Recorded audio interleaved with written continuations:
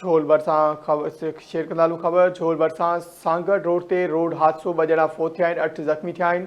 ॻोठ सुलेमान मरी वेझो तेज़ रफ़्तार रिक्शा ऐं ट्रक में ज़ोरदार टक्कर थियो आहे। हादसे जे नतीजे में शमू मसीह ऐं रेशमू भील मौक़े ते फोत थी विया आहिनि। हादसे जे नतीजे में 8 ॼणा ज़ख़्मी थी पिया। हादसे बैदि फौतियुनि जी लाश ऐं ज़ख़्मियुनि खे इस्पताल मुंतक़िल कयो वियो आहे। ख़बर अवां सां शेयर करूं। झोल खां झोल बरसां सांगड़ रोड ते रोड हादसो पेश आयो आहे। 2 ॼणा फोत थिया आहिनि, 8 ज़ख़्मी थिया आहिनि।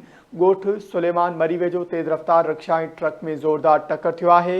हादसे जे नतीजे में शमू मसीह ऐं रेशमू भील मौक़े ते फोत थी विया आहिनि। हादसे जे नतीजे में 8 ॼणा ज़ख़्मी थी पिया। हादसे बैदि फौतियुनि जा लाश ऐं ज़ख़्मियुनि खे इस्पताल मुंतक़िल कयो वियो आहे। ख़बर झोल खां शेयर करियूं। झोल बरसां सांगड़ रोड ते रोड हादसो पेश आयो आहे। 2 ॼणा फोत थिया आहिनि, 8 ज़ख़्मी थिया आहिनि। ॻोठ सुलेमान मरी वेझो तेज़ रफ़्तार रिक्शा ऐं ट्रक में ज़ोरदार टक्कर थी पियो आहे। हादसे जे नतीजे में शमू मसीह ऐं रेशमू भील मौक़े ते फोत थी विया आहिनि। हादसे जे नतीजे में 8 ॼणा ज़ख़्मी थी पिया। हादसे बैदि फौतियुनि जा लाश ऐं ज़ख़्मियुनि खे इस्पताल मुंतक़िल कयो वियो आहे।